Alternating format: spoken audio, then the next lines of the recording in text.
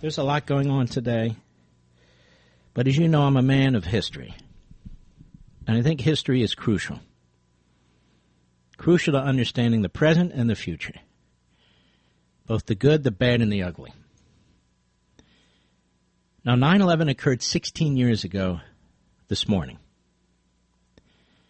So there are many, many young people, millions of young people, who are 16 years old, 17, 18, 20 years old, who don't remember it or don't know a thing about it. Or people even younger than that, who weren't even born at the time. So it's important that I spend a little bit of time on what took place on 9/11, and I'm going to tell you something else. When you look at what North Korea is doing, and what Iran is doing, and the proliferation of nuclear technology in this world, my concern is the next 9/11, and there will be another 9/11, as we've discussed before, could well involve nuclear weapons. And it's a very, very serious thing.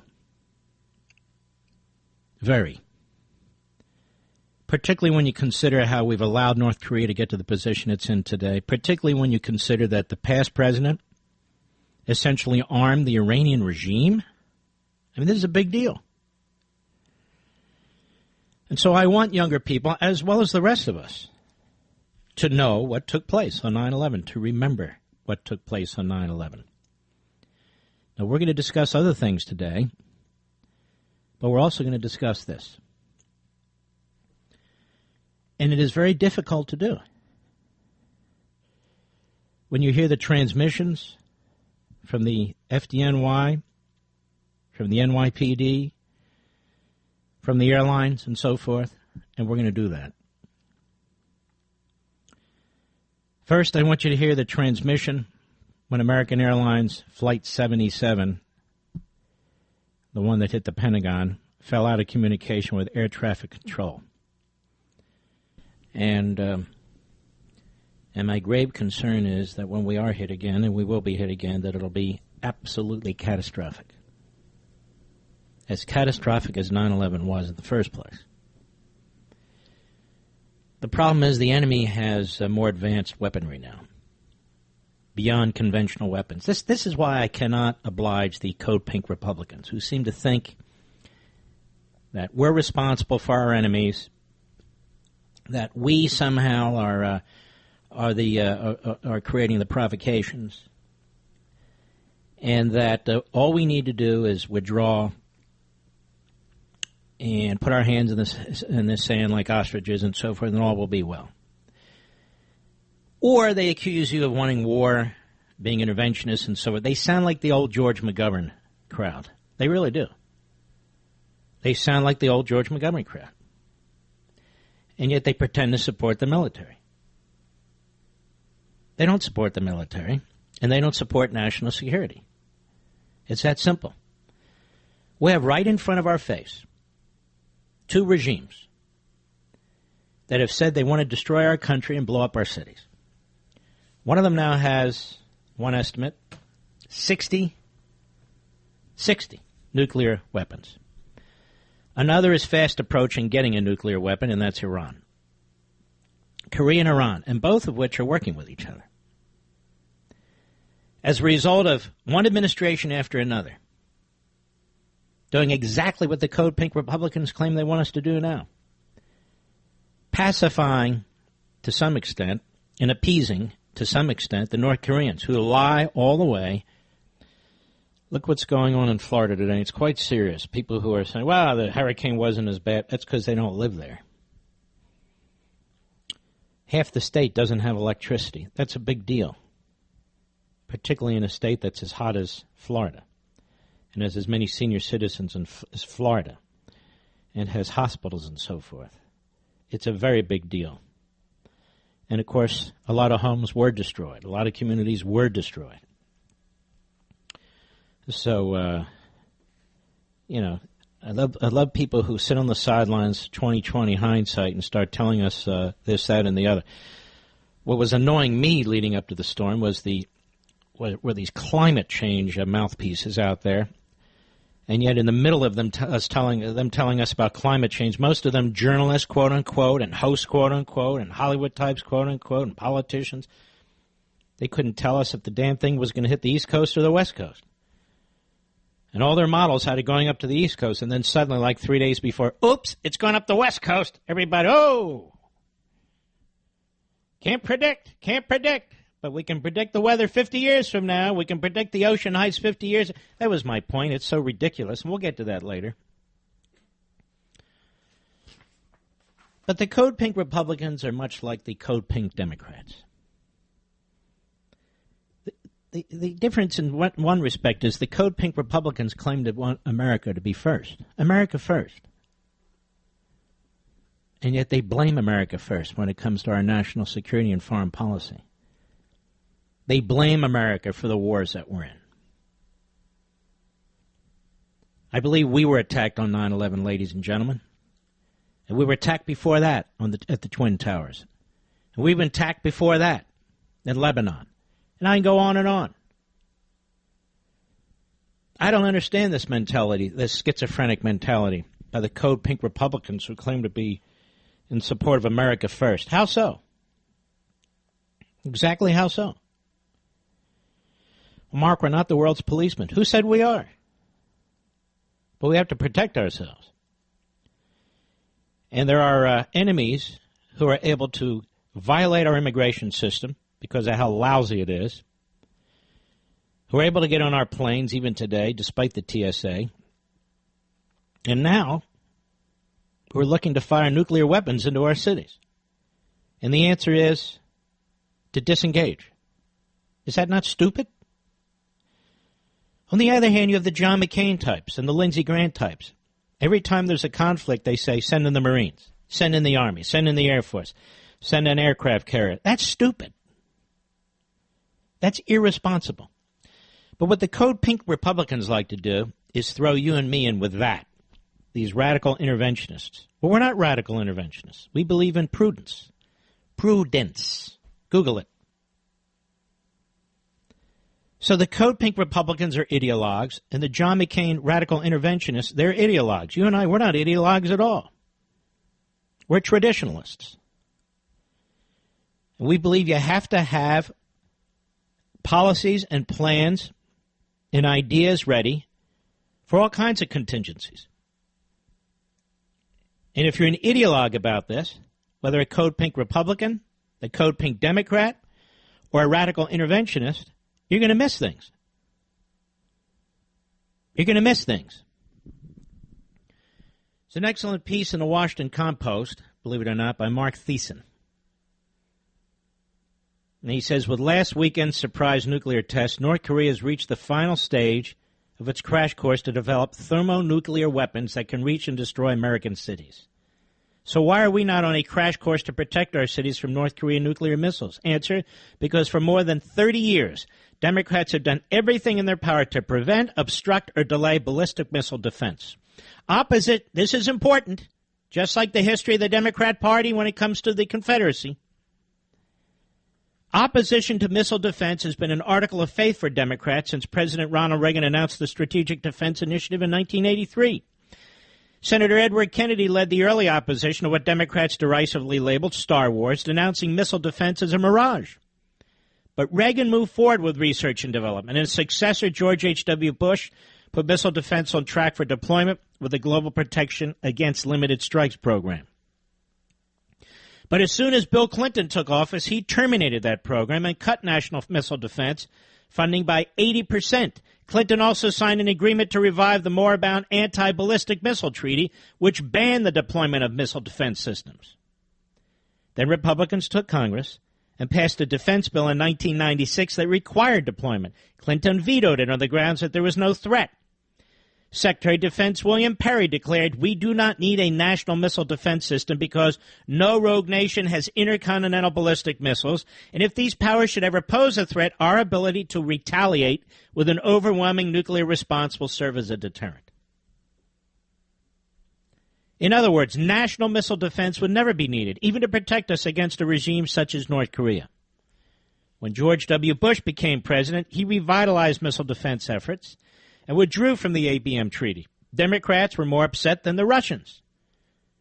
Joe Biden declared the thing we remain the least vulnerable to, it's his broken English, is an ICBM attack from another nation, adding, this premise that one day Kim Jong-il or someone will wake up with one morning and say, aha, San Francisco is specious.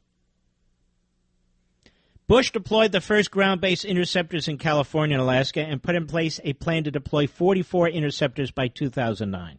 He reached a historic agreement with Poland and the Czech Republic to deploy defenses. And he dramatically increased funding for these critical programs.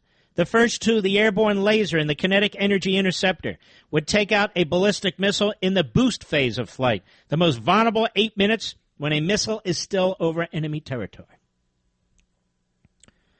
The third, the multiple kill vehicle, would place multiple warheads on our ground-based interceptors, so instead of hitting a bullet with a bullet, we could fire 5 or 10 bullets at each target, dramatically increasing chances of success. If we continue the Bush program over the past 8 years, we would now have a robust array of defenses against any North Korean ICBM. We would be able to target a North Korean missile in the boost phase. And if that failed, we could have ground-based interceptors armed with hundreds of warheads that could be fired to take it out in mid-course. But we didn't continue the program. Barack Obama slashed funding for ballistic missile defense 25% and scrapped Bush's agreements with Poland and the Czechs. He reduced Bush's plan from 44 ground-based interceptors to just 30. He belatedly changed course in 2012 after North Korea tested the Taepong-dong missile. And he canceled the airborne laser, kinetic energy interceptor, and multiple kill vehicle programs, Obama did. As a result, North Korea now has 8 minutes of unchallenged flight, and we have dramatically reduced the chances of hitting a North Korean missile as it descends on a U.S. city. And this goes to the point people say, why don't we hit their missiles when they're doing them now? To show that we can. Because, ladies and gentlemen, maybe we can and maybe we can't. And if we shoot and we miss, it's only going to encourage the retrobate. Now, amazingly, on taking office, President Trump's budget continued Obama's missile defense cuts, reducing funding by another $300 million. Trump has since recognized this mistake, promising we're going to be increasing the anti-missiles by a substantial amount. Time to do so is short. He should immediately deliver to Congress an emergency supplemental spending bill to speed the deployment of ground-based interceptors, and he should revive the multi-kill vehicle, the airborne laser, and kinetic energy interceptor, then work with Congress on a long-range plan to help build and deploy space-based interceptors. The problem is the Code Pink Republicans would oppose all this. Now, this article is good as far as it goes. It's as good as far as it goes because it talks about all this defensive weaponry, except when it comes to lasers, which I like, kinetic energy interceptors, which I like, and we talked about lasers the other week. But more than that has to be done. More than that has to be done because it's not just North Korea, it's China. And I'll go through this quickly one more time so the backbenchers might repeat it with some hope they will. We need to redeploy 100 nuclear warheads in South Korea. We removed them during the presidency of Bush 41, is my recollection, as part of a deal to make sure that the Korean Peninsula wouldn't be nuclearized, quote unquote. And that was a deal we made, and China was all supportive of it. Well, it has been nuclearized now by the North. That's number one. Number two, we should encourage and assist the Japanese in doing exactly the same thing, deploying intercontinental ballistic missiles, mid-range, tipped with nuclear warheads. Number three, we should take a carrier fleet and permanently base it in the South China Sea to counter both North Korea and those islands that the Chinese have built, those fake islands, and have militarized. Number four, I agree with everything Thiessen says here. We should pour significant sums into R&D when it comes to national security now because we have enormous threats from rogue countries.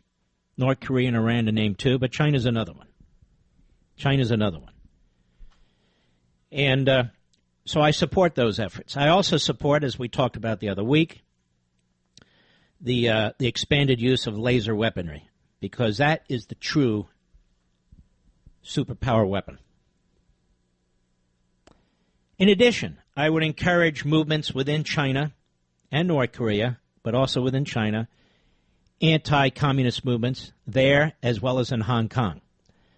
Most of you don't know what's going on in Hong Kong, but again, China's breaking its deal with the UK, and it's trying to devour the independent court systems and so forth.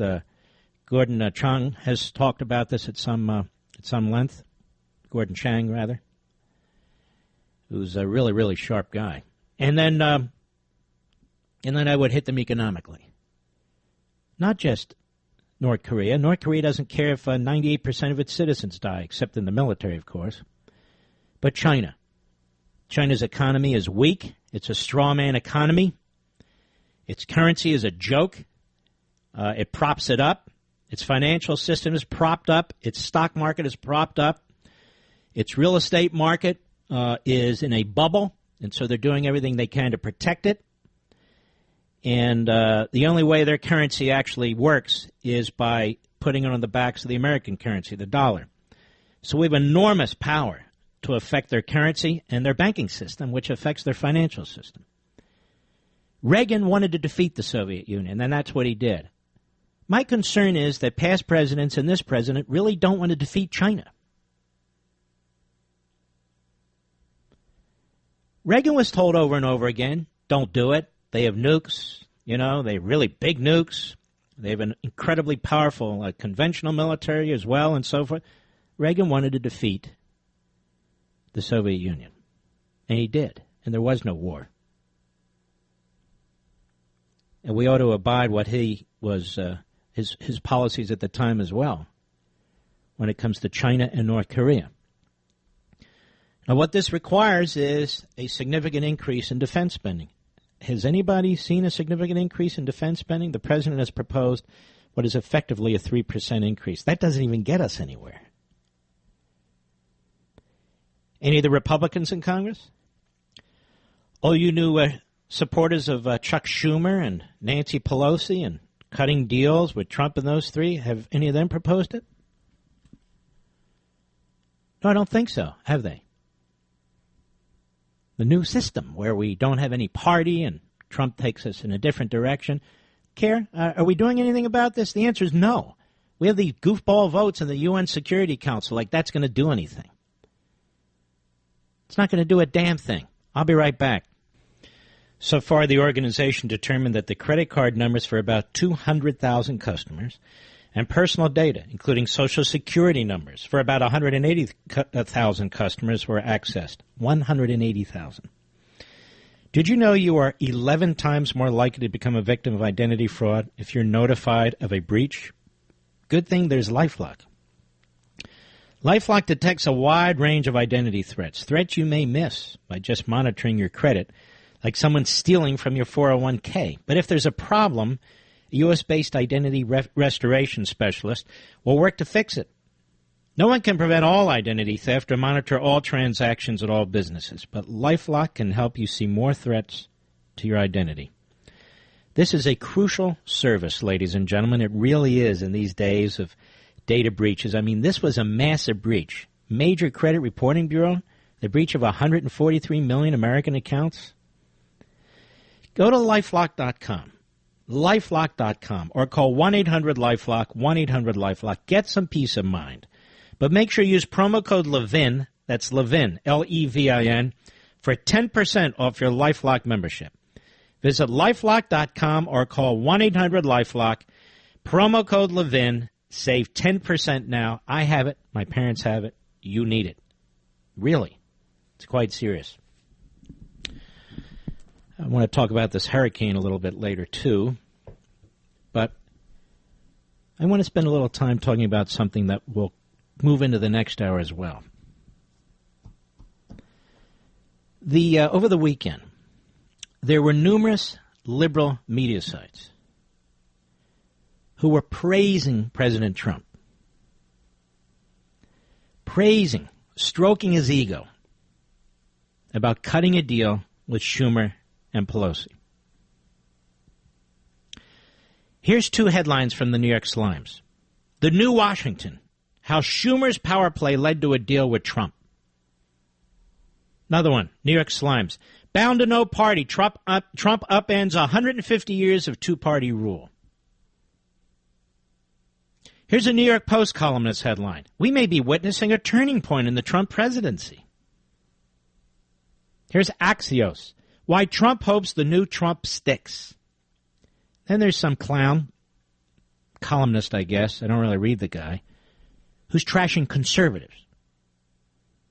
Because, you conservatives out there, you never delivered anyway. Forget about Reagan, forget about the end of the Soviet Union, forget about Reaganomics and the creation of 25 million jobs, forget about Scalia and Bohr, forget about all that. Right. You did nothing and you are nothing. And, of course, you conservatives who started the Tea Party, gave the Republicans the House, the Republicans the Senate, and were betrayed. You never did anything. What good are you?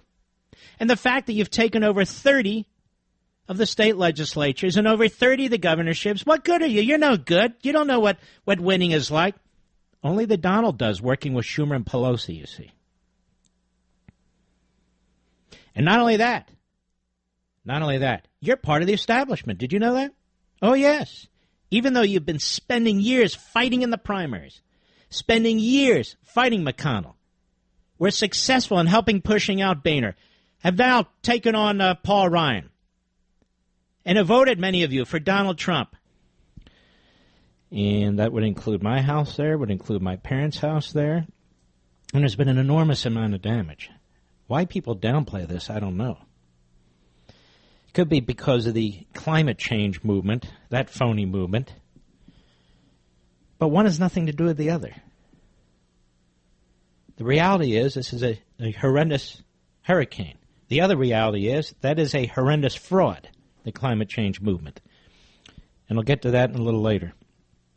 But one thing at a time, and I cover a lot of territory here. We'll cover it together. These headlines, New York Times, bound to no party, Trump upends 150 years of two-party rule. Why? Because he worked with Schumer and Pelosi? Is that what you folks want? New York Post, we may be witnessing a turning point in the Trump presidency. Well, that's for sure. Axios, some new website, why Trump hopes the new Trump sticks. And then the New York Times, they kind of show a little ankle here. The New Washington, how Schumer's power play led to a deal with Trump. And then you have these really bizarre pseudo-conservatives or chameleons.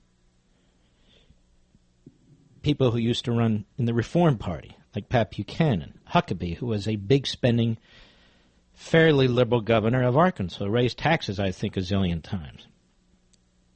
And others. I think this is a brilliant move. It's a brilliant move to cut deals with Schumer and Pelosi. Oh, yes. Teach the Republicans a lesson. No. You teach the Republicans a lesson by leading. By forcing McConnell and Ryan to follow you. One of the big mistakes early on in this administration was when Trump brought in Reince Priebus as his chief of staff, and I told you that at the time. What the hell is that all about? When he brought in as his head of presidential personnel, the person who oversees every position that's filled in the Trump administration, a former top counsel to John Boehner. I said, well, what the hell is that? And then you have these clowns who write these columns or make these statements or give these speeches saying what a brilliant move this is because the Republican establishment, they're not exactly helping Trump. The Republican establishment didn't help Reagan either. And he went over everybody's head and he spoke to the American people. And he forced his agenda. He pushed it. He relied on the people. He didn't rely on Howard Baker, the Republican leader, at least part of the time. In fact, they had problems with a lot of the Republicans in the Senate. I mean, Reagan wanted to eliminate the Department of Education. He was blocked by Hatfield, among others, from Oregon, a liberal Republican. He didn't say, you know what, I'm cutting a deal with the Democrats. That'll show you rhinos. No. He said, damn it, I'm the president. I won by a landslide. I'm in charge of this party. Not you, some congressman. Not you, some senator. I'm in charge of this party. So rather than remake, if that's what he wants to do, rather than remake the party in his own image, and I'm not talking about, personality and that sort of thing. I'm talking about substance. He cuts a deal with the Schumer and Pelosi, who are radical progressives. It's only a 3-month deal, Yeah, that's what continuing resolutions are. They're short deals, and they're a problem. They're a big problem. So we fund Planned Parenthood, right? Oh, well, whatever. And we don't make big changes that need to be made.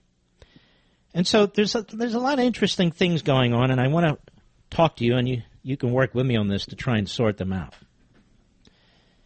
It's my contention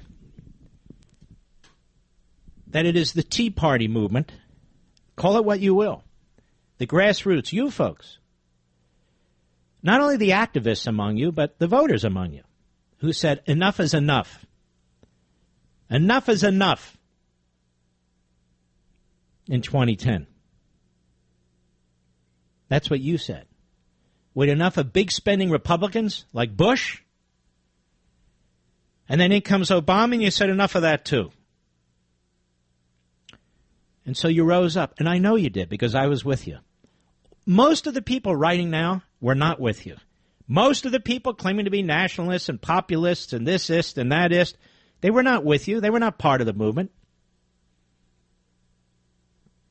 They talked about you. They wrote about you. They tried to catch up with you. But you did it.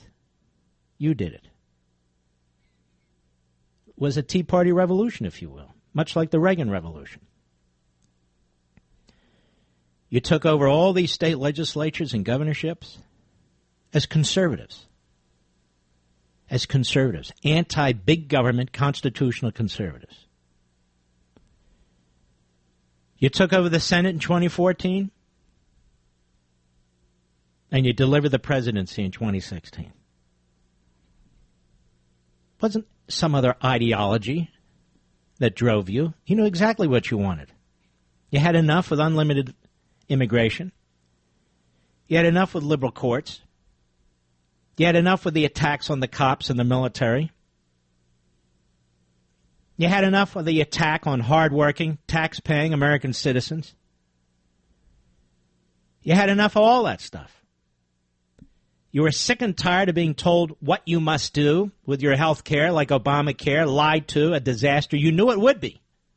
You knew it would be. And it was. And it is. These are the things that drove you. These are the things that bothered you. And, of course, you were correct. And for the most part, they haven't changed. They haven't changed.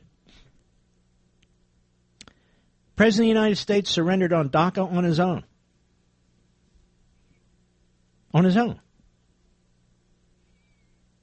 Was that a good thing?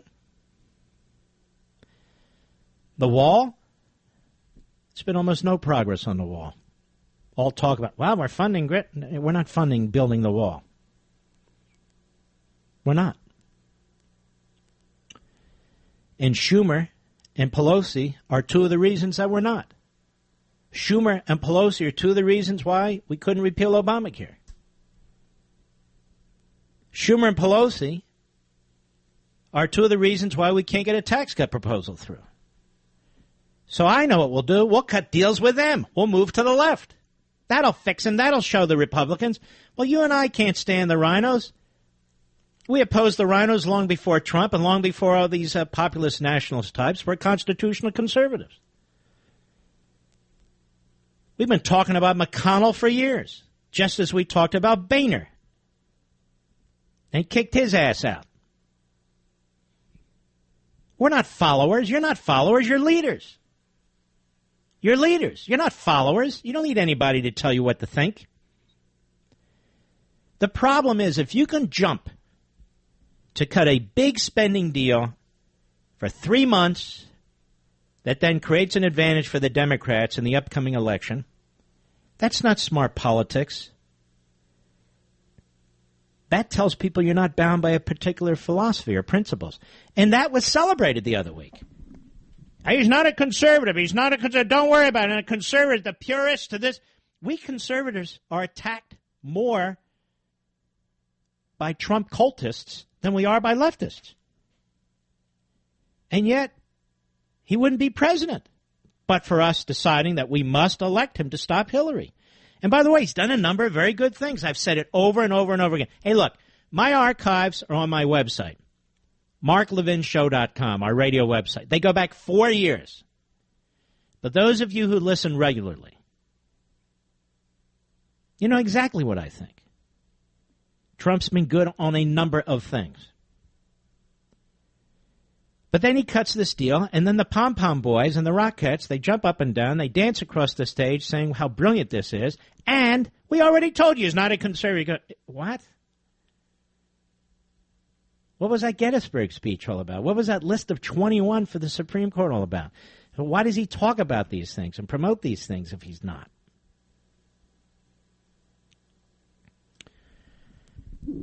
It's very interesting. So you have a few things going on here. You've got the hard left, which pretty much has taken over the Democrat Party. You've got a Republican Party that is mush, really mush, and progressive.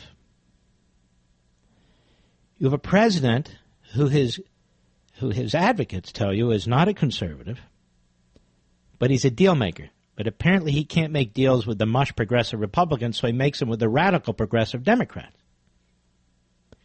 And we're told that's a brilliant move.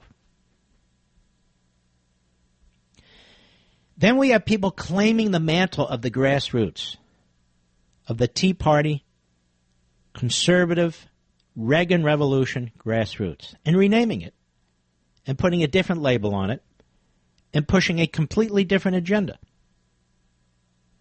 Well, not completely different, but significantly different agenda. That's a PR move. It doesn't really bother me that much. It's a PR move. Stick to your principles. Our principles are not about purity. We've talked about it over and over again, what Americanism means and what conservatism means. Conservatism is based on Americanism. Americanism is based on reality. Right? Unalienable rights. The laws of nature. This is what they're based on. Now, I understand they're poo-pooed by the slip and fall columnists out there and the slip and fall politicians out there and the self-promoters and all the rest. But we're in this for the long haul. We are. You, me, and 10 million other people who listen to this program on various formats and platforms over the course of the week. That's who we are. No, it's not good to embrace radical progressives like Schumer and Pelosi. It's better that they embrace you and you lead them. And that's a big deal. That is, who leads whom? I'll be right back. Climate change. They know nothing of climate change. Nothing. Got the host, Ali Velshi, a so-called scientist. Maybe he is a scientist. Kevin Trenberth, another host. Chris Hayes, another scientist. Peter Gillick. Scott Braun, and NASA meteorologist. By the way, I don't know this guy, but these NASA meteorologists, some of them are absolutely unbelievable. In other words, crazy. Mustafa Ali, former Obama advisor at EPA. And, of course, Chris Hayes again. Cut one, go.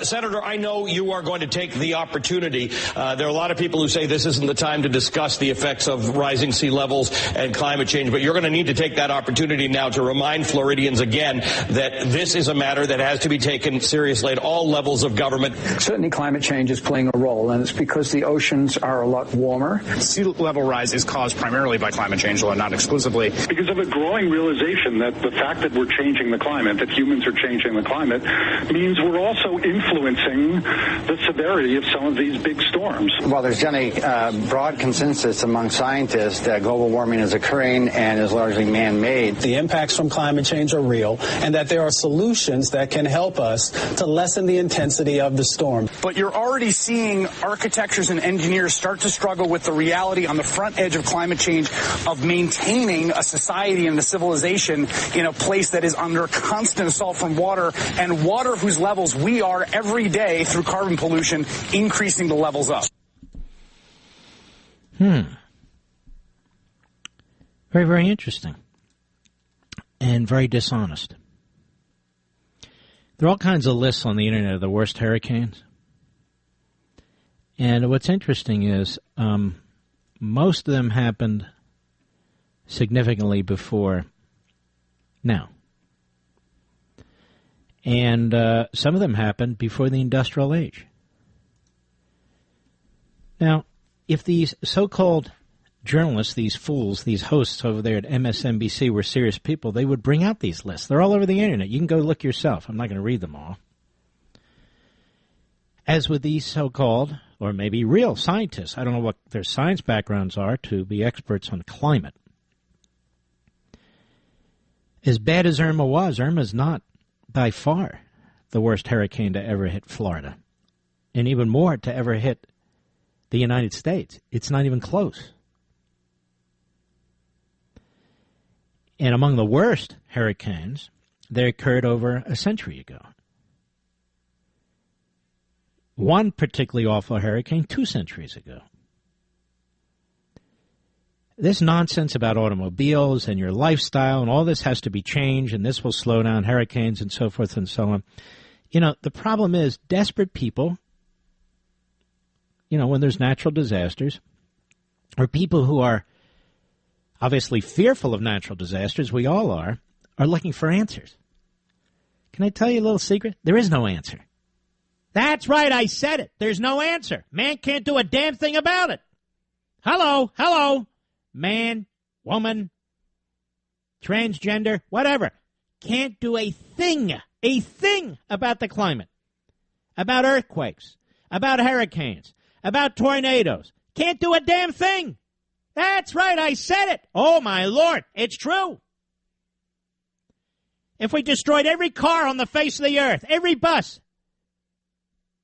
on the face of the earth, if we destroyed every boat on the face of the earth, if we eliminated humanity. Thank you. Mark, you said something that resonated with me. Conservatism must be based in reality, and I think that that's true. And I appreciate you saying that. My concern is the heating up of the earth is also a reality. Whether you ascribe a storm to it or not. Well, let's say it is a reality. How is it heating up? Well, if you look at the water temperature of... No. I said, if I play along and I stipulate that the Earth is heating up, how did it heat up? It heats up through replacement of the oxygen, through carbon. Okay, no. How is that happening? What's causing it to heat up? Human efforts are what's causing it to heat up. Human efforts are causing it to heat up. A variety of things. The heating up of the earth is caused by humans. No, it's not. Not by volcanoes. I didn't even bring up volcanoes, did I? But you stipulated that it's heating up. No, it's the sun. If it heats up, I'm stipulating for argument's sake. If the earth is heating up, and the numbers are all over the place, and I've done research on this as most people who are looking into this have, so you're not coming to the show with any particular special knowledge, I don't think. The earth is not heating up due to human beings. Human beings have almost nothing to do with it. Have you looked in the sky on a sunny day? But all right, I'm educating you. Pay attention. Have you looked at the sky on a sunny day? You're using dogma to try and educate me. I have no dogma in this whatsoever. Look, I'll give you an example. For years and years and years, I didn't believe in Article 5 Convention of the States till I studied it, and I reversed course. You, sir, you just call the program, and you tell me what you think, and that's not particularly useful. I mean, I'm listening to you. You say humans do, and not volcanoes. No, you stipulated that the Earth. I said it's called. Okay. Pay attention. I said I will stipulate for argument's sake that the Earth is heating. I see numbers that go both ways. By the way, that it's. Get off the phone, you idiot! You don't even let me finish his sentence. I'm telling you something, folks. If I were talking to this guy face to face as a human being, I'd do exactly the same thing and say exactly the same thing. He doesn't let you finish a sentence. Am I right, Rich? Rich had to lower him down because he keeps talking and talking. He doesn't want to have a conversation. I know what he's going to say. I've looked into this. We can have a conversation. But he's not. He's one of these ideologues. And he insists that human beings suck. And he insists that we have to destroy our way of life. That's right. That we need to be eating out of trash cans. This is the groupthink. This is the ideology. This is the propaganda. This is the indoctrination. I want to have a discussion on it. I'm happy to have a discussion on it. But you can't keep talking of it. But it's not volcanoes. I didn't even mention volcanoes. Never said a word about volcanoes. Now, let me see if I can respond to him posthumously. No, I know he's alive, but let me see if I can, in his absence. Carbon dioxide is what he's talking about. The creation of carbon dioxide. Well, ladies and gentlemen, first of all, we got to have some carbon dioxide or we'll die, right? It's called photosynthesis. Everybody knows this who went to 5th grade. We breathe out, the plants breathe in, we breathe out carbon dioxide, they breathe it in effect, and they create oxygen. And there have been arguments by very smart people that we need actually more carbon dioxide to create more plants, trees, bushes, vegetables, and that sort of thing. And so the idea that man... Let me ask you something, Rich. Do we have that George Carlin stuff? Can you find that? And what is it, 3 segments? Is that what it is? You know, we're going to do this now because all the propaganda is unbelievable. It's just so stupid. As a common sense point of view, that even before man in any significant number was on this earth, the earth got really, really hot, didn't it, ladies and gentlemen? Oh, yeah, it boiled over. It boiled over. I don't need to hear from an engineer about the carbon dioxide call screener. I don't need to hear from an engineer. Hey, look, I'm an engineer, and let me tell you about carbon... No, that's okay. But you can do this research on your own. If you want to read the chapter that I have on envirostatism in Liberty and Tyranny, you don't have to believe a word that's in there, but take a look at it and look at the research that's done and look at the endnotes that are there. Just to show you what a tiny percentage of carbon dioxide is in the atmosphere, and we've talked about this. Take a stadium with 10,000 seats. 4 seats represent carbon dioxide. 4 seats. 4. That's it. And there was a really terrific piece done some time ago by Dr. John Brignell, retired professor of industrial instrumentation at the University of Southampton in Britain. He wasn't passing judgment on the substance himself with his background. He just pulled together, he composed a list of alarmist claims and news reports that man-made global warming causes or has caused. And I took the entire list that he put together, which is enormous and hilarious, and put it in the book. And it took up about 4 pages of the book, single-spaced, very small fonts. You want to take a look at this? You should take a look at this. So, how much are each segment? 4 minutes, did you say? So, how many segments are there? Just 2 cuts? Why do I remember it as being longer? Well, let's start. Let's listen to Carlin because he makes a good point through comedy. All right? To John McCain. Cut 3, go. The Republican Party, as you know, generally speaking, acts as if climate change is not real. There are exceptions. You, your daughter Megan, the Republican mayor of Miami. But generally speaking, the president, the governor of Florida, et cetera, act as if it's not real, even though the overwhelming scientific consensus is that it's real and it's man-made. Why? Stop. What does John McCain know about this? Absolutely nothing. Has he studied it? Not that I'm aware of. Has he written about it? Not that I'm aware of. I've studied it. I've written about it. I'm not an expert. Don't pretend to be, but I've done more than him. How about Jake Tapper?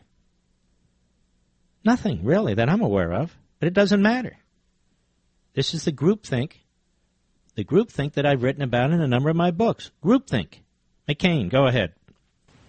I don't know, because I can't divine their motives, but I know this, that there is things happening with the climate in the world that is unprecedented. Second of all... Stop. No, there's not. No, there's not. What kind of a news program is this? Go ahead. We need to have, in my view, nuclear power as part of the answer. It's the cleanest, cheapest, in many ways, source of power. My friends in the environmental community refuse to make that part of the equation. I'm not saying it is the equation, but I'm saying it's got to be part of it because they're basically anti-nuclear. Now, I spun off a little bit there, but we have to understand that the climate may be changing, and we can take common sense measures which will not harm the American people. No. We've heard this. We heard about Obamacare. We've heard this 1,000 times. Common sense. It's not common sense. Why? Because the government does it, it's common sense? Typically when the government does it, it lacks common sense. Do you folks have any interest in it? Do you really care what she has to say? I mean, I know talk show hosts can't wait to play stuff. I don't care what she has to say. I'll tell you what's interesting. An interview with Mike Ditka by TMZ Sports yesterday. On not standing for the national anthem, I notice we have a lot of civil rights activists now in the NFL who won't stand up and honor the national anthem. They're condemning the country. And what was amazing to me is they did it yesterday, Sunday, and of course today is the 16th anniversary of 9/11. Do you think these newly minted football player, multimillionaire civil rights activists would have done it the day after the actual 9/11? Do you think the league would have allowed it? Do you think the owners would have allowed it? No, and no. I'm not aware that any of these newly minted civil rights leaders have done a damn thing for their country. They have been spoiled in college. They are spoiled professional athletes. They get pretty much what they want. They complain about earning $3, $4, $5, $10, $12 million a year. I mean, they're treated like heroes when in fact they're not heroic in the least. How dare they disrespect this country when they live in the heart of luxury, when they luxuriate in this country? How many of them have said, you know what, I'm giving up my multi-million-dollar job, I'm going to get out of this sports stuff, and I'm going to work, in the streets, in the communities, full-time, for minimum wage? None of them. They're all frauds. They're all frauds. They have nothing but disrespect for the fans, and it is hurting the NFL. I told you when this Kaepernick started this stuff, this is going to hurt the NFL. It's going to hurt football teams. It's going to hurt this sport. And my buddy Stephen A. Smith sent me an email, as I said that, right off the bat. And he said, what's interesting about what you say is that there's this whole world outside of sports broadcasting and outside of sports, this world that you live in, Mark. And he said, and we don't always pay attention to it or listen to it, but you're onto something. This is right. I'm not talking about the act of the protest. I'm talking about the fact that there's millions and millions of people who do not watch ESPN or do not listen to sports radio, but do watch football games on the main channels, for whom this is unacceptable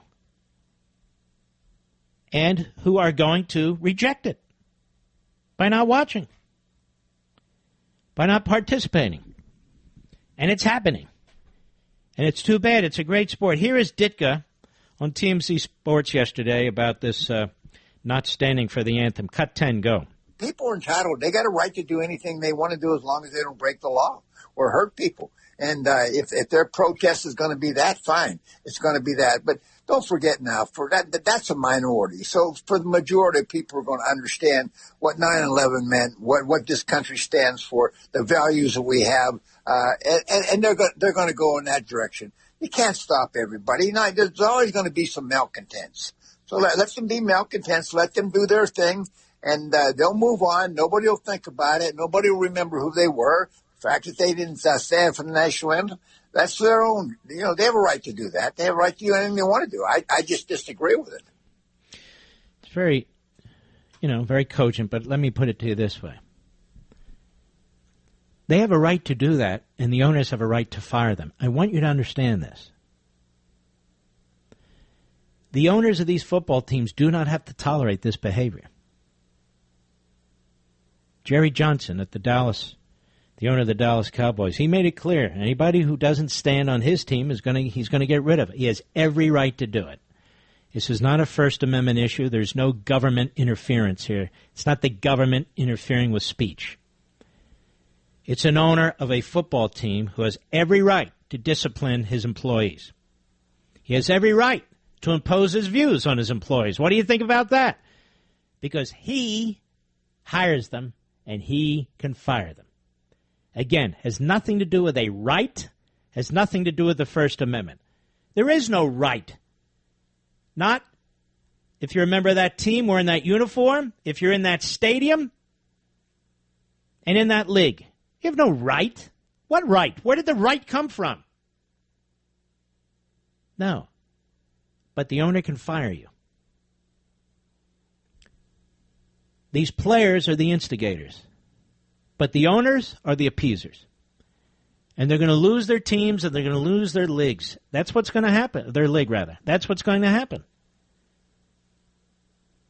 Because the vast majority of Americans and the vast majority of football fans love their country.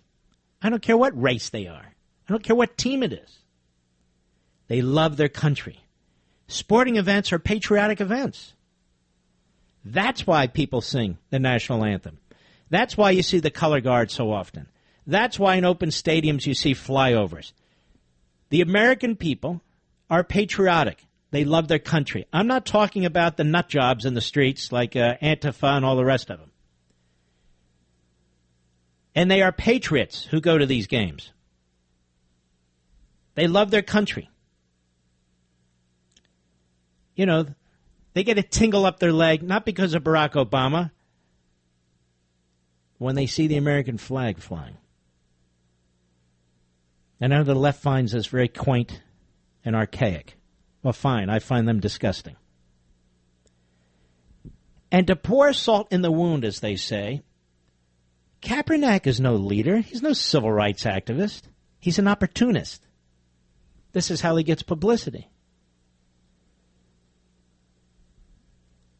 But the league is hurting itself and the owners are hurting themselves by not taking this under control, by not disciplining their team. I know what they're worried about, the backlash, but this is a slow death. It really is. It's a slow death. More from Ditka. Cut 11. Go. Is this one day, though, that you would like to see even though you have the right, you'd like to see the protest put on hold? I'd like to see them put on hold every day. I mean, there's a time and place for everything. Before a football game is not the time and place for it, period. What would the short message be to anybody who is thinking about not standing for the anthem Monday night? God bless America. There you go. These old-timers in football, these old-timers in sports, they have their heads screwed on right. Some of these players today are very cocky. They're overpaid. And as I say, they're spoiled. I'm not saying they don't work hard to be top-notch athletes. That's beside the point. They're spoiled. Spoiled rotten. I'll be right back. Yeah, I'm on the app from New York. So agree with everything on global warming. So it's a total hoax, and one day we'll all know. But I called to talk about the GOP establishment, and I'm just wondering, in your mind, I hear a lot of callers with ideas, but what is the end game? I mean, we had 2010, 2014 last year. I mean, at what point is it Article 5? Is it term limits? I mean, at what point do we have to we have to win, 10 elections? If the Dems win 06 and 08, they destroy the country, and we have to win 20 elections to counter it? When does it end? It never ends. Well, when is there a turning point? I mean, what point? This is my point. Look, the left never ends. They never end. They've lost 30 state legislatures. Over 30. They've lost over 30 governorships. They don't control the House, the Senate, or the presidency. Do you see them giving up? No, I get that. But what do we have to do? I mean, But you're saying, when does it end? When does it end? It never ends. The battle between liberty and tyranny is an infinite battle. I get that. The question, I should rephrase it. At what point do we have 1-2 years where we make measurable progress for a generation like Reagan? When we elect a conservative as president of the United States. So we have to primary out everybody? I mean, hold on, slow down. What do you want me to say? Give up? Because you're asking so many questions, and I'm trying to answer them as quickly as I can. No, go for it. Sorry. Okay. You just brought up Reagan. Well, what made him successful? He was a man who was principled. He was a man who was a conservative. He didn't get everything he wanted, but he got a lot of what he wanted. He came in wanting to destroy the Soviet Union. He did. He came in wanting to massively launch the economy so it would grow significantly. He did. He wanted to build the United States military second to none. He did. He wanted to put constitutional originalness, a phrase that wasn't even used until he became president, on the courts, and he did the best he very well could on things of this sort. And what happened?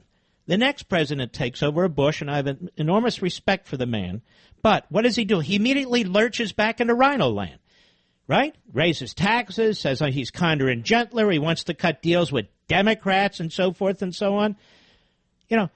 Can you imagine the progress that would be made if Republicans would follow, whether it's a Coolidge, whether it's a Reagan, would follow the Constitution as best as they can under these circumstances, embrace capitalism as best as they can under these circumstances, are pro-American and so forth and so on, the progress we would have made over the last 30 years?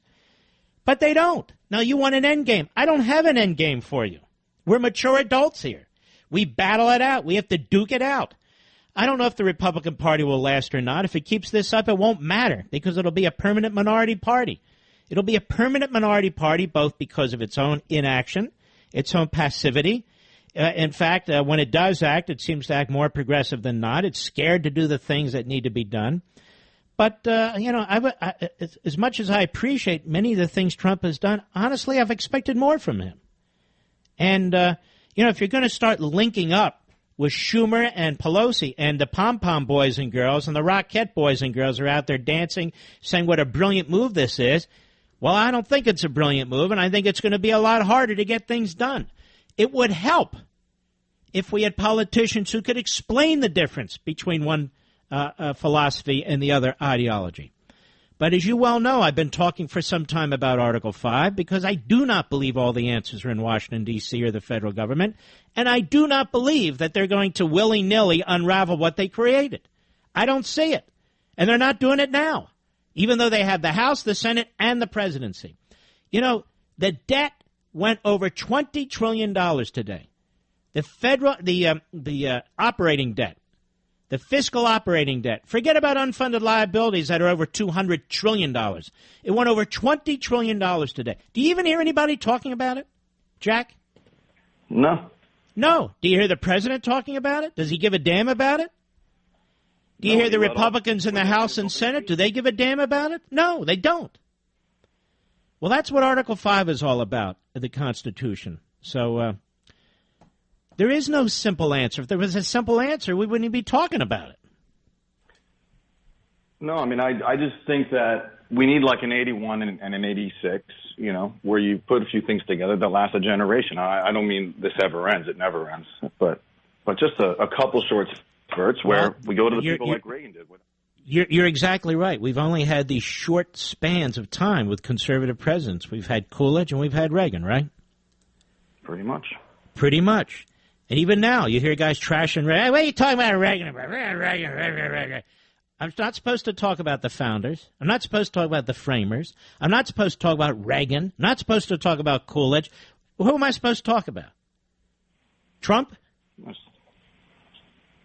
I talk about Trump plenty. But, when you talk about Coolidge and Reagan, you're looking in hindsight of the great things that they accomplished and got done. When Trump proposed his tax cuts, he said it's the greatest tax cuts ever. I said, no, they're not. You haven't implemented them yet. They're not the greatest tax cuts ever because they don't even exist yet. All right, I didn't mean to jump you, but I'm as frustrated as you are. Trust me. No, I am, and I just wonder. I'm just worried at some point the election victories will run out of steam, and we just don't have any concrete gains for. Have you thought about this? Maybe the elections more and more don't even matter. That could be it. They didn't learn anything last. No. But no. What I'm saying, even beyond that, the vast majority of what the government does is unaffected by elections. It's a permanent bureaucracy. Trump can't even fill people, and it's a faceless bureaucracy. I guess it's too big now. The vast majority of what goes into our school systems now, unaffected by what communities want. And even if we actually win elections and so forth, what do the courts do? They overturn major policy objectives, for instance, of this president. So the progressives have been enormously successful, and the question is whether or not their counter-revolution is a permanent victory over the original American Revolution. And honestly, that's why I'm behind this microphone and I write these books and I have Levin TV. I am fighting them and I am confronting them as much as I possibly can. That's why I take on this nonsense, whether it's Obamacare or climate change or whatever the next thing is, the next decade, whatever it is. We got to take it on. We can't just go along with it. All right, Jack, I appreciate your call very much. It was a very good call. Very good call. Dave, Alexandria, Virginia, the great WMAL. How are you? Hey, Mark. I have a 14-year-old daughter who is a freshman in Fairfax County Public Schools, and she's a Levinite. She does a great Mark Levin impression. Yeah, well, it's not hard, No offense. Sadly, I encourage her not to speak up about her views in school. Well, before you get, do you know, look, can I tell you a little secret? I don't know that I've ever said this on the radio. Rich will tell me. Somehow when I was a kid, probably roughhousing with my brothers, I broke my nose. I didn't know I broke my nose. Did I ever tell you this? No. I have such a contorted septum, so it's so significantly deviated. When they told me what they would do to it and how it would hurt for a while, I said, you know what, leave it alone. Leave it alone. That's why it's not hard for people to imitate me. How hard can it possibly be? Hannity's made a part of his career on imitating me, and he's my best buddy, so he knows. All right, go right ahead. So your daughter is afraid to express herself in school. Well, I encourage her not to express herself because, she would suffer repercussions. But I did call for another reason. Quick thought and prayer out to a friend, Carl Smith, who worked at Cantor Fitzgerald and was lost on 9/11 in the World Trade Center. But you mentioned a minute ago about NFL players. It's only 4 days before my own birthday. Oh, yes, pretty close. Now, we celebrate Constitution Day every September. And I know you value the Constitution and the rights it secures, but do you really know the basics? Look, you can't really celebrate something if you don't understand why we should. Hillsdale College wants you to know the foundations of your freedoms. So Hillsdale's brought back for a limited time their free online course, Introduction to the Constitution. Now, you can take the course at your own pace, the comfort of your own home, or with family, friends, even your book club or small group. Every lesson is under 15 minutes long, and now you can download a free course companion booklet that includes discussion questions for hosting your own Constitution study group. Is this a hell of a college or what? Seriously, this Hillsdale College, how it reaches out to everybody. It's all at levinforhillsdale.com, Levin for Hillsdale.com. The course and study guide are free, offered as part of Hillsdale's mission to educate Americans nationwide for liberty. Once you register, you can watch the lessons anytime you want. So sign up right now in honor of Constitution Day.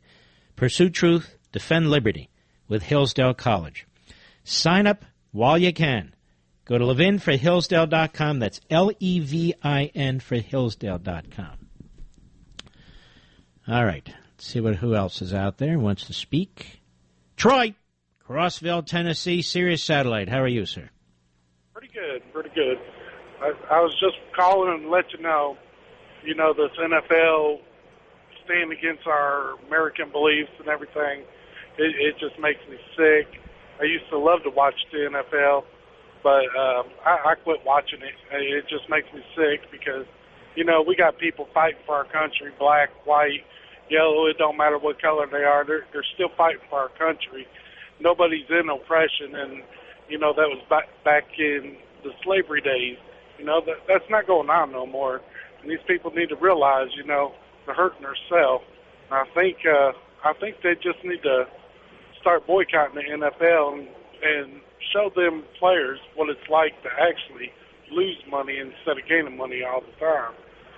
Because I love my country. Like yesterday, I seen a man in uniform. I walked up to him and I told him thank you for serving our country.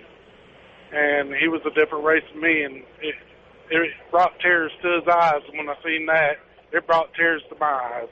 I love my country. It just makes me sick. All right, Troy. Well said. Thank you. Bill, Beaumont, Texas, Sirius Satellite. How are you, sir?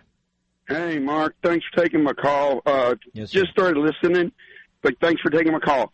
Telling your screener, I'm a 20-year veteran in the U.S. Air Force. I served in Desert Storm and Operation Iraqi Freedom. Wow. Thank you, sir. All right. And I sit here and I watch these one percenters who made their money, these athletes who made their money off of my back. And I didn't get paid much to go over and fight those wars, okay? Nope. And how dare they not stand for the national anthem in the name of some kind of silly protest? I'm trying not to cuss. And they sit there and they insult me and they insult my country. These people have been nothing but coddled, and they're nothing but a bunch of cowards. And if Mr. NFL President, if you're listening, I'll tell you what, I'm a disabled vet with a bad back. I'll come to any of your football paper, and I'll put my pads on, and I'll risk an ass beating, okay? But you send any of your players over that hellhole we went to, put a gun in their hand, let's go for it. I'll go to anywhere, all right? Let's go. Any day. The cowards, they have no right to do that. They need to stand up. Okay, I'm done, sir. What do you think? I love what you said. And only a guy like you can say. Coming from me, it doesn't really matter. But you're a combat veteran, and I want to thank you very, very much. I think you touched a lot of people, Bill. And I think, by the way, you spoke for a lot of us, too. You take care of yourself. A new listener. Isn't that great? Thank you, Bill, and God bless. Thanks for your service. Let us go to Robert, San Francisco, the great KSFO. Go ahead. Hey, Mark. Good evening to you. Hey, one of your callers, just wanted to make a quick point about one of your callers who was saying that this climate change isn't happening as a result of volcanoes. Something that people need to understand is when volcanoes erupt, there's literally millions and millions of tons of CO2 that are dumped in the atmosphere. All of the volcanoes that go off around the Earth on a yearly basis, it's not as if it puts, Mother Earth into this completely cardiac arrest, something like that. If you look at satellite imagery over the past few years, you'll see that the planet looks actually greener today than it did 10, 15, 20 years ago. And from the research I've done, I believe that we're literally under CO2'd on this planet. So that's not really an issue.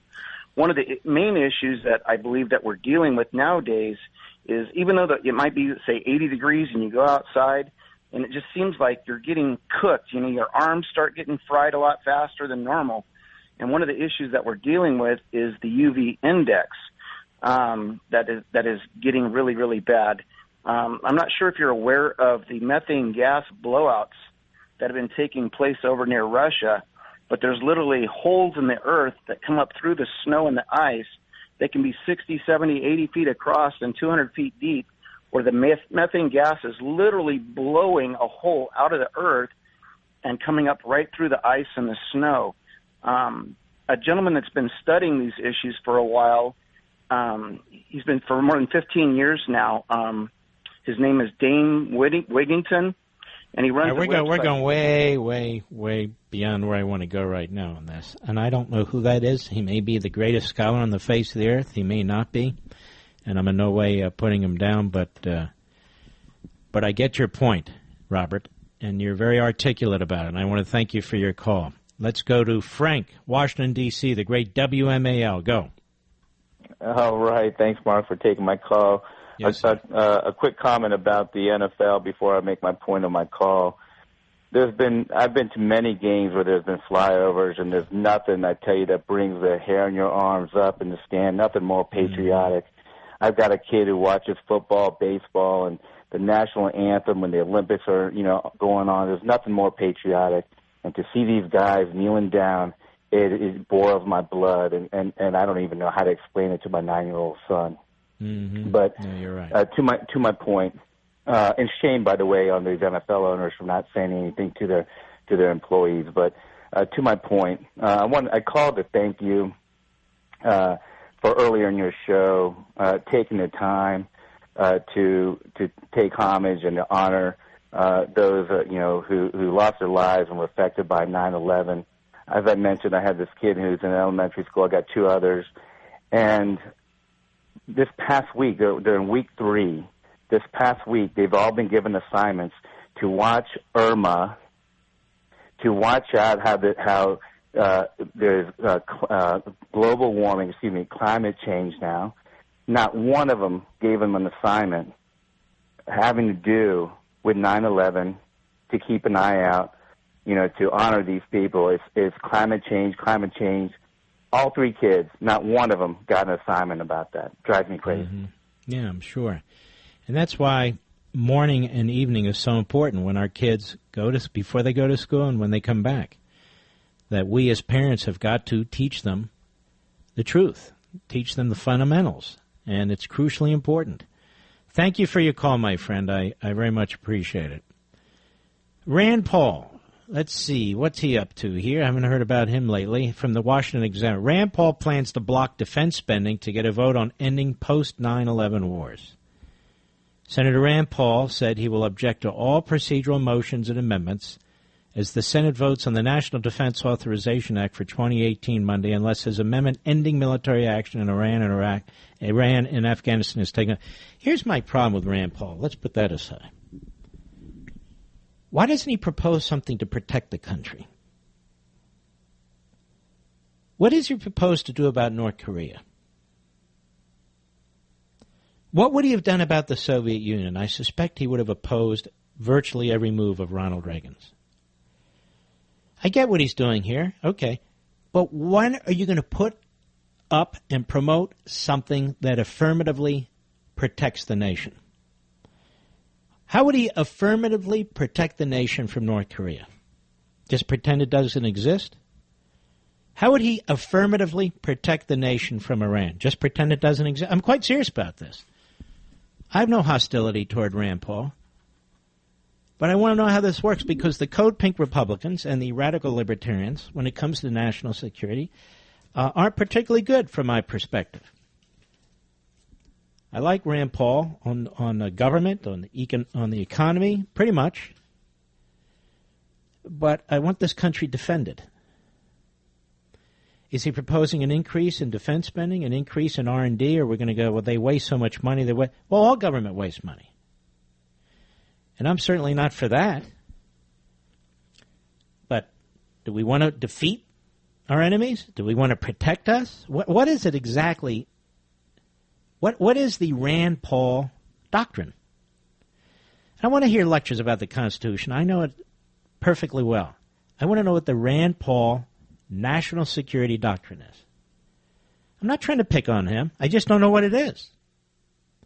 While I'm at it, I really detest this Secretary of State, Rex Tillerson. He is another James Baker. Some of you are not old enough to know what I mean by that, but James Baker, in my view, was a lousy Secretary of State. George Shultz, in my view, was an excellent Secretary of State.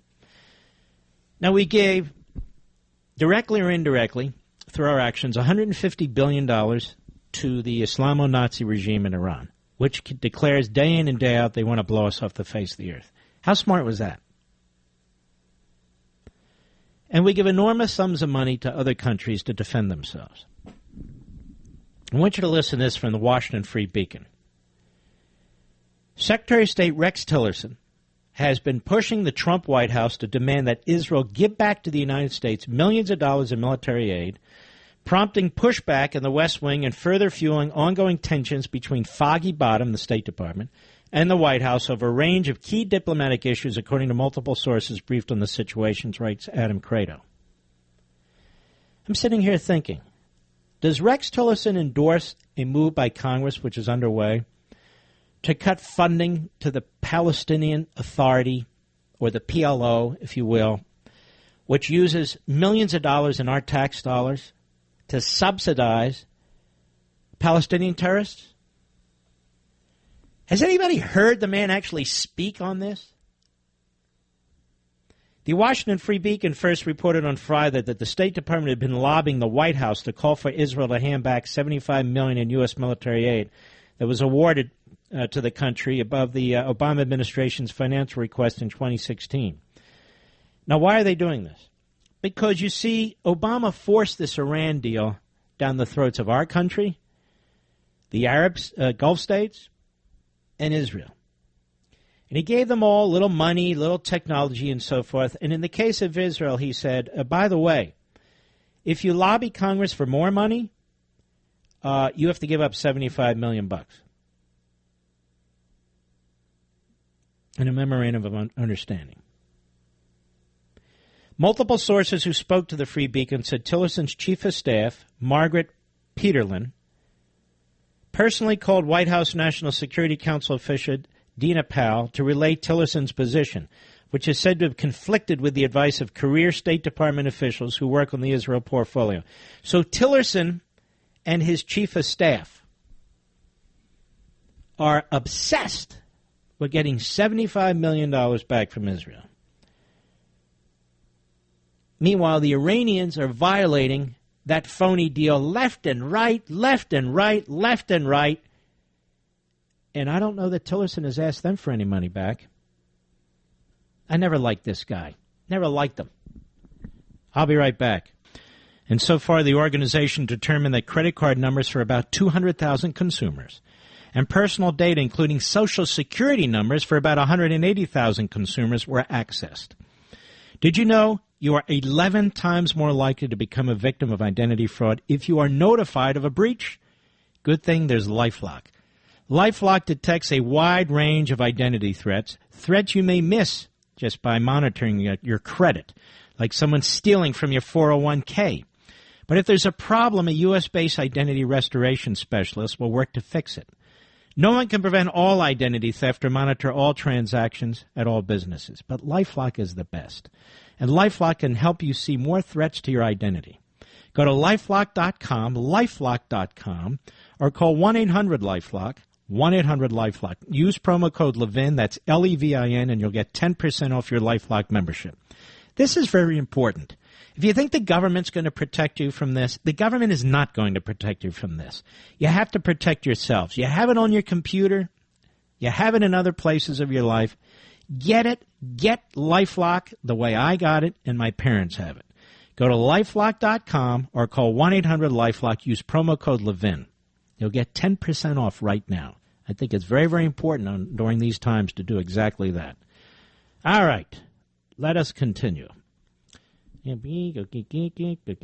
Tony, Bailey City, California, KSFO. I don't even know what you're disagreeing about, but go ahead. Hello, Tony. Are you there, Tony? Tony left. Joanna. I don't even know how to pronounce this. Somewhere in Georgia on the Mark Levin app. How do you pronounce where you are? I live in Chickamauga. Exactly. Go right ahead, my friend. Well, I agree with you that the government has totally overlooked what's probably going to happen again in the future. It's just a matter of time. And they act like nothing's happened to start with. They've not done anything about it. They're getting along with Are they still investigating Russian collusion? Are they still investigating collusion? I don't hear about collusion anymore, do you? No, sir. Well, what happened to it? I thought it was What? We're getting along with people that want to kill us. Well, I thought our intelligence committees, they were all over collusion, and now all of a sudden we don't hear about collusion anymore. No, sir.